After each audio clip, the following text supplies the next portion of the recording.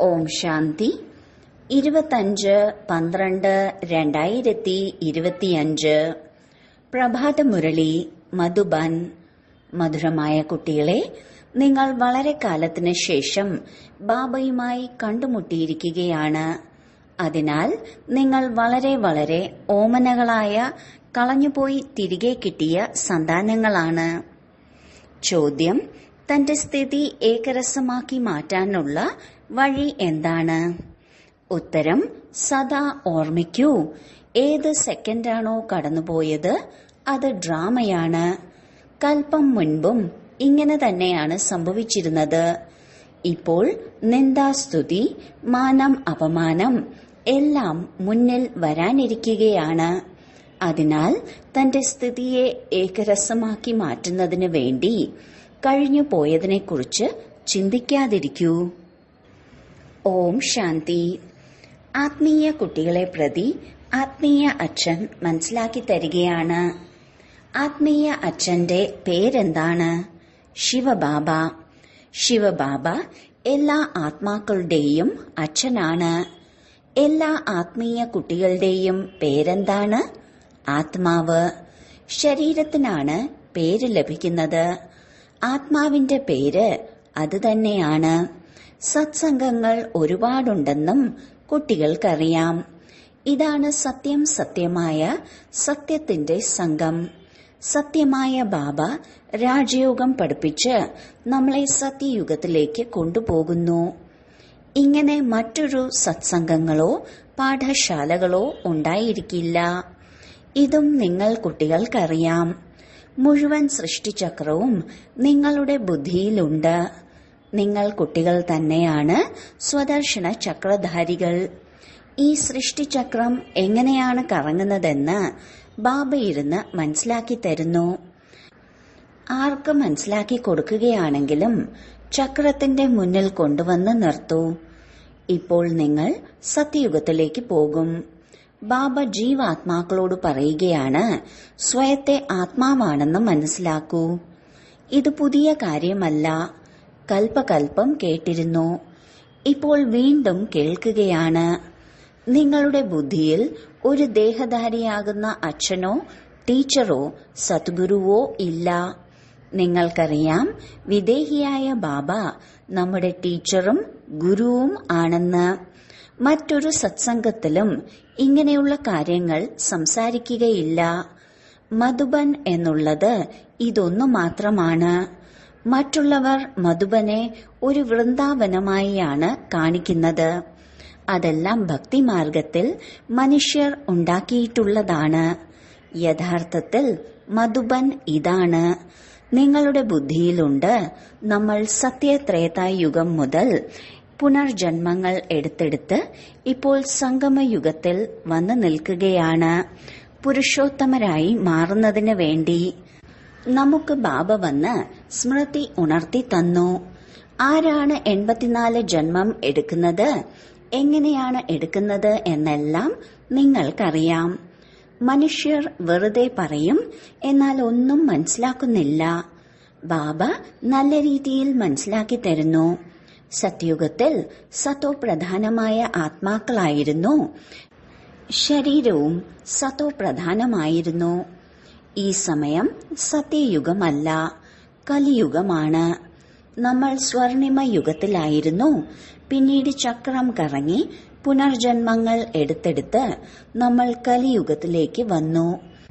വീണ്ടും തീർച്ചയായും ചക്രം കറങ്ങണം. ഇപ്പോൾ നമുക്ക് നമ്മുടെ വീട്ടിലേക്ക് പോകണം. നിങ്ങൾ കളഞ്ഞുപോയി തിരികെ കിട്ടിയ കുട്ടികളല്ലേ? ആരാണോ കളഞ്ഞുപോയി പിന്നീട് തിരികെ കിട്ടിയത് അവരെയാണ് സിഖിലതേ കുട്ടികളെന്ന് പറയുന്നത്. നിങ്ങൾ 5000 വർഷത്തിന് ശേഷമാണ് കണ്ടുമുട്ടിയിരിക്കുന്നത്. നിങ്ങൾ കുട്ടികൾക്ക് തന്നെ അറിയാം, 5000 വർഷങ്ങൾക്ക് മുൻപ് ബാബ തന്നെയാണ് ഈ സൃഷ്ടി ചക്രത്തിന്റെ ജ്ഞാനം നൽകിയത്. നമ്മളെ സ്വദർശന ചക്രധാരിയാക്കി മാറ്റിയത്. ഇപ്പോൾ വീണ്ടും അച്ഛൻ വന്ന് കണ്ടുമുട്ടിയിരിക്കുകയാണ്. ജന്മസിദ്ധ അധികാരം നൽകുന്നതിന് വേണ്ടി ഇവിടെ ബാബ തിരിച്ചറിവ് നൽകുന്നു. ഇതിലൂടെ ആത്മാവിന്റെ 84 ജന്മങ്ങളുടെയും തിരിച്ചറിവുണ്ടാകുന്നു. ഇതെല്ലാം ബാബ ഇരുന്ന് മനസ്സിലാക്കി തരുന്നു. 5000 വർഷങ്ങൾക്ക് മുൻപും മനസ്സിലാക്കി തന്നിരുന്നു. മനുഷ്യനെ ദേവതയും ദരിദ്രനെ കിരീടധാരിയുമാക്കി മാറ്റുന്നതിന് വേണ്ടി. നിങ്ങൾ മനസ്സിലാക്കുന്നുണ്ട്, നമ്മൾ 84 പുനർജന്മങ്ങൾ എടുത്തിട്ടുണ്ട്. ആരാണോ എടുക്കാത്തത് അവർ ഇവിടെ പഠിക്കാൻ വരികയില്ല. ചിലർ കുറച്ചു മനസ്സിലാക്കും, നമ്പർ വയസ്സായിരിക്കുമല്ലോ, അവരവരുടെ ഗൃഹസ്ഥത്തിൽ ഇരിക്കാം, എല്ലാവരും ഇവിടെ വന്നിരിക്കില്ല. വളരെ നല്ല പദവി പ്രാപ്തമാക്കണമെന്നുള്ളവർ മാത്രം ഇവിടെ റീഫ്രഷ് ആകാൻ വരും. കുറഞ്ഞ പദവി കിട്ടുന്നവർ കൂടുതൽ പുരുഷാർത്ഥമൊന്നും ചെയ്യില്ല. കുറച്ചെങ്കിലും പുരുഷാർത്ഥം ചെയ്തിട്ടുണ്ടെങ്കിൽ അത് വ്യർത്ഥമായി പോകില്ല. ഈ ജ്ഞാനം അങ്ങനെയുള്ളതാണ്. ശിക്ഷ അനുഭവിച്ചു വരും. പുരുഷാർത്ഥം നന്നായി ചെയ്താൽ ശിക്ഷയും കുറയും. ഓർമ്മയുടെ യാത്രയില്ലാതെ വികർമ്മങ്ങൾ വിനാശമാകില്ല. ഇത് ഇടയ്ക്കിടയ്ക്ക് സ്വയത്തെ ഓർമ്മിപ്പിക്കൂ. ആരെ കണ്ടാലും അവർക്കിത് മനസ്സിലാക്കി കൊടുക്കണം. സ്വയത്തെ ആത്മാവാണെന്ന് മനസ്സിലാക്കൂ. ഈ പേര് പിന്നീട് ശരീരത്തിനാണ് ലഭിച്ചിരിക്കുന്നത്. ശരീരത്തിന്റെ പേരിലാണ് വിളിക്കുന്നത്.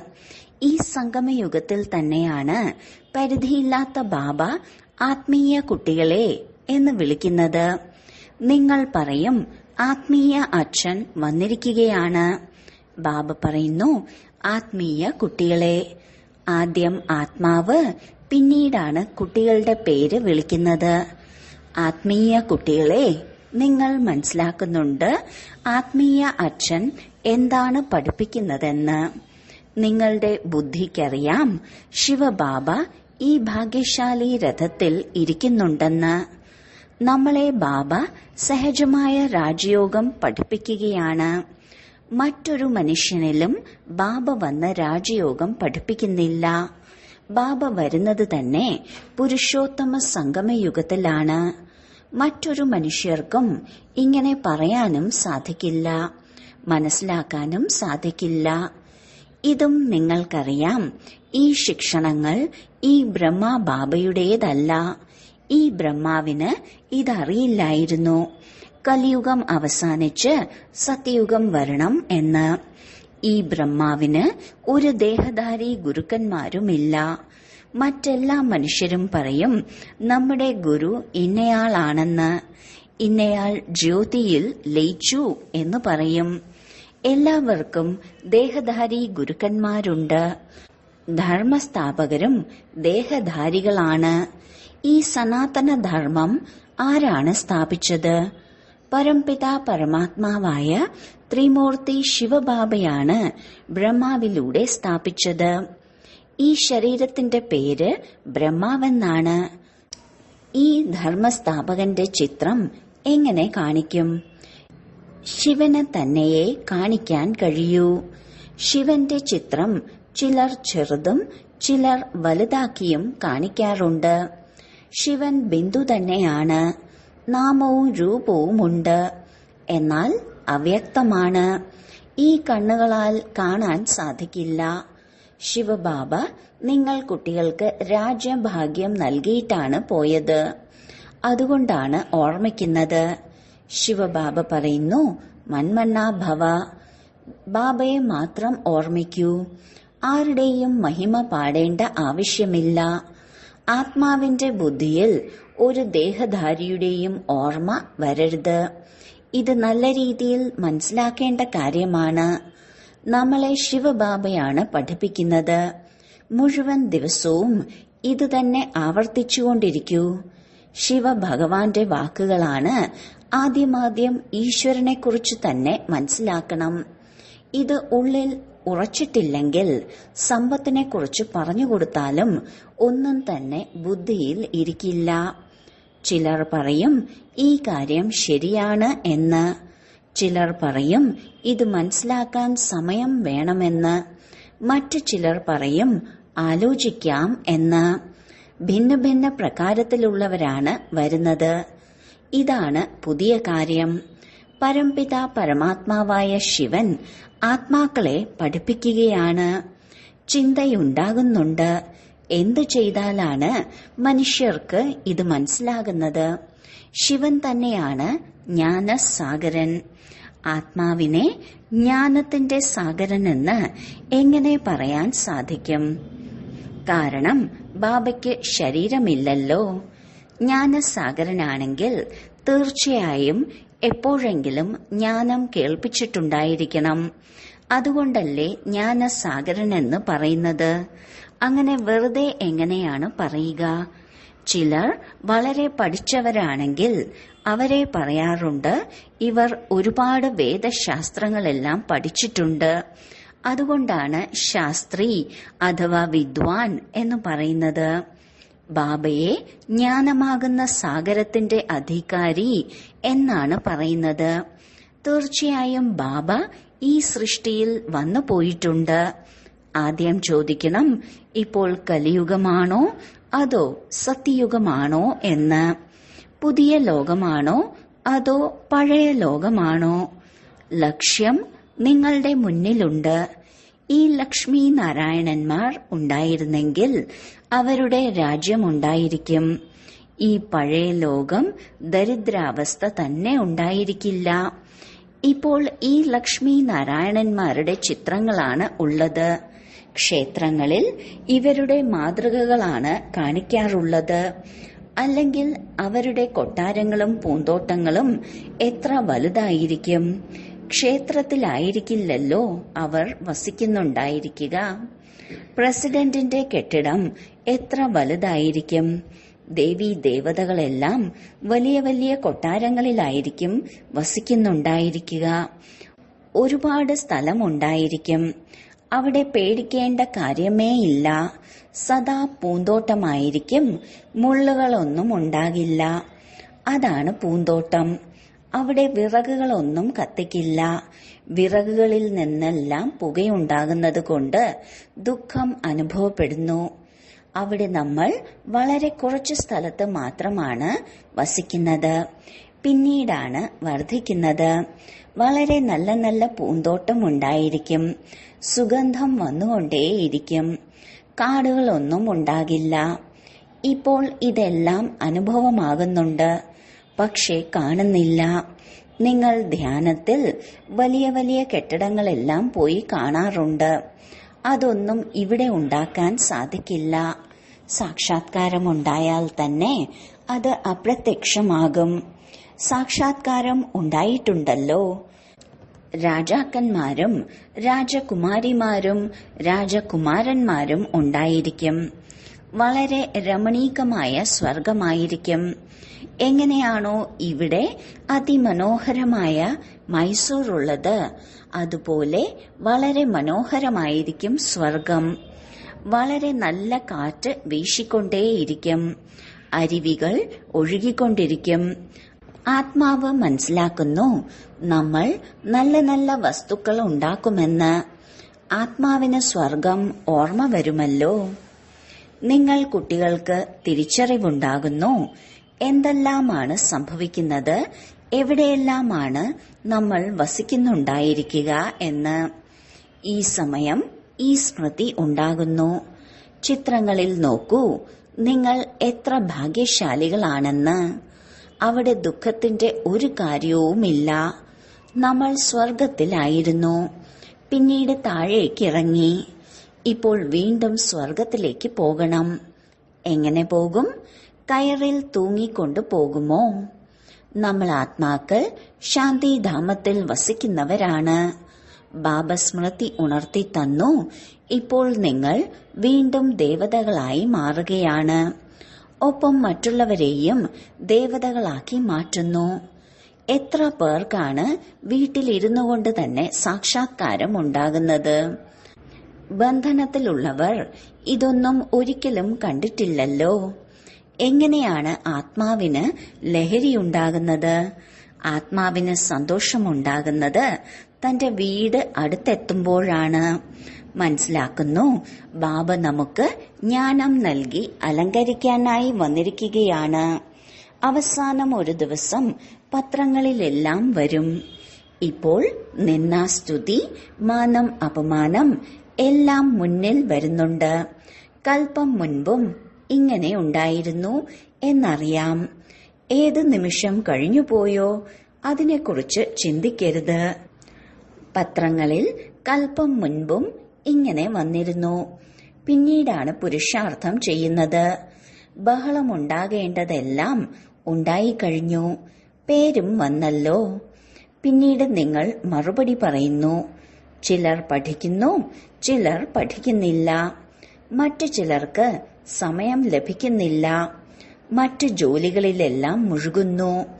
ഇപ്പോൾ നിങ്ങളുടെ ബുദ്ധിയിലുണ്ട്, ഇത് പരിധിയില്ലാത്ത വലിയ നാടകമാണ്. ടിക് ടിക് എന്ന ചക്രം കറങ്ങിക്കൊണ്ടേയിരിക്കും. ഒരു സെക്കൻഡിൽ കടന്നുപോയതെല്ലാം പിന്നീട് 5000 വർഷങ്ങൾക്ക് ശേഷം മാത്രമേ ആവർത്തിക്കുകയുള്ളൂ. കഴിഞ്ഞുപോയത് സെക്കൻഡിന് ശേഷമാണ് ചിന്തനത്തിൽ വരുന്നത്. ഈ തെറ്റ് സംഭവിച്ചു കഴിഞ്ഞു. ഇതും ഡ്രാമയിൽ അടങ്ങിയിട്ടുണ്ടായിരുന്നു. കൽപ്പം മുൻപും ഇങ്ങനെ തന്നെയാണ് തെറ്റ് സംഭവിച്ചത്. കഴിഞ്ഞുപോയി. ഇനി മുന്നോട്ട് ആ തെറ്റ് ചെയ്യില്ല. പുരുഷാർത്ഥം ചെയ്തുകൊണ്ടേയിരിക്കുന്നു. നിങ്ങൾക്ക് മനസ്സിലാക്കി തരുന്നുണ്ട്.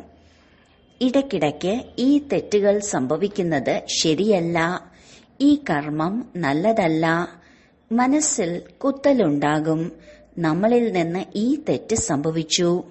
ബാബ മനസ്സിലാക്കി തരുന്നു, ആർക്കെങ്കിലും ദുഃഖമുണ്ടാകുന്ന തരത്തിൽ ഒന്നും ചെയ്യരുത്.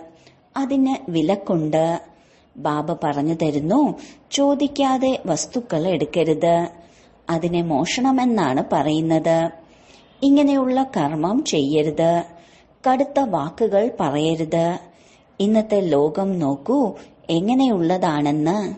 ജോലിക്കാരന്റെ അടുത്ത് ദേഷ്യപ്പെട്ടാൽ അവരും ശത്രുത കാണിക്കാൻ തുടങ്ങും.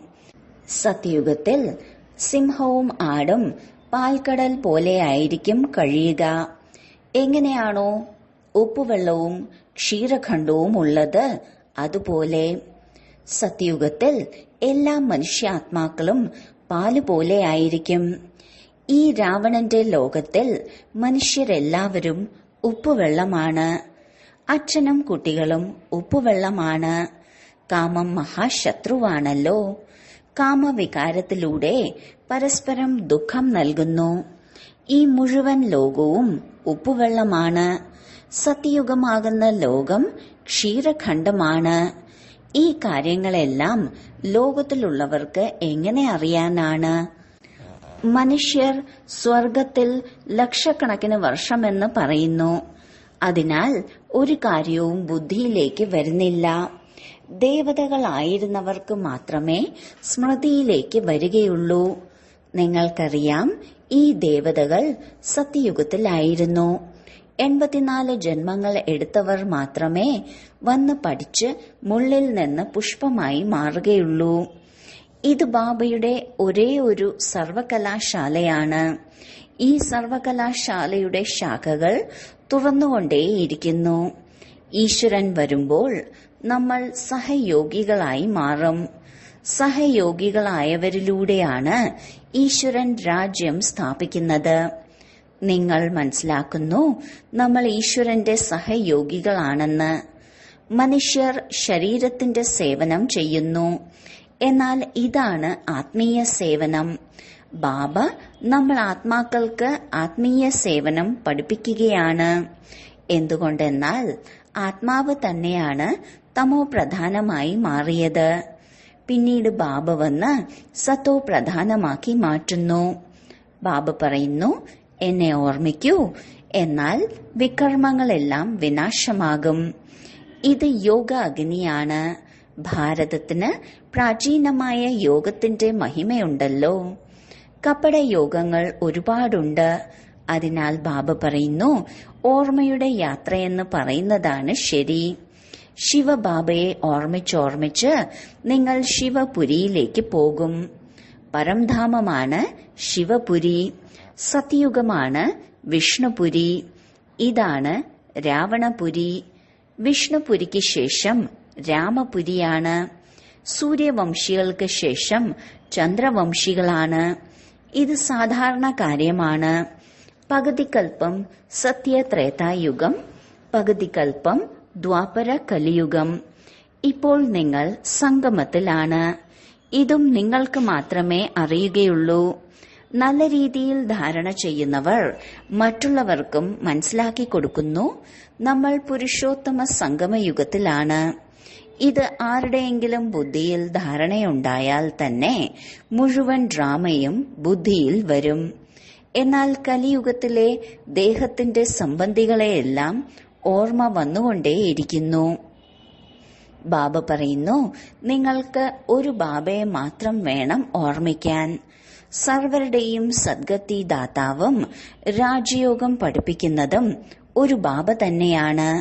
അതിനാൽ ബാബ മനസ്സിലാക്കി തരുന്നു, ശിവബാബയുടെ ജയന്തിയാണ് മുഴുവൻ ലോകത്തെയും മാറ്റിമറിക്കുന്നത്. ഇത് നിങ്ങൾ ബ്രാഹ്മണർക്ക് മാത്രമേ അറിയുകയുള്ളൂ. ഇപ്പോൾ നമ്മൾ പുരുഷോത്തമ സംഗമയുഗത്തിലാണ്. ബ്രാഹ്മണർക്കാണ് രചനയുടെയും രചയിതാവിന്റെയും ജ്ഞാനം ബുദ്ധിയിലുള്ളത്.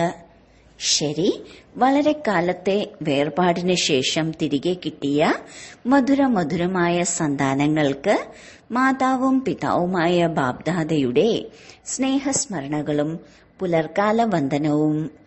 ആത്മീയ പിതാവിന്റെ ആത്മീയ കുട്ടികൾക്ക് നമസ്കാരം. ധാരണയ്ക്കുള്ള മുഖ്യസാരം: 1. ആർക്കെങ്കിലും ദുഃഖമുണ്ടാകുന്ന തരത്തിലുള്ള ഒരു കർമ്മവും ചെയ്യരുത്. കടുത്ത വാക്കുകൾ പറയരുത്. വളരെ വളരെ പാലുപോലെ ആയിരിക്കണം. 2. ഒരിക്കലും ദേഹധാരിയുടെ സ്തുതി പാടരുത്.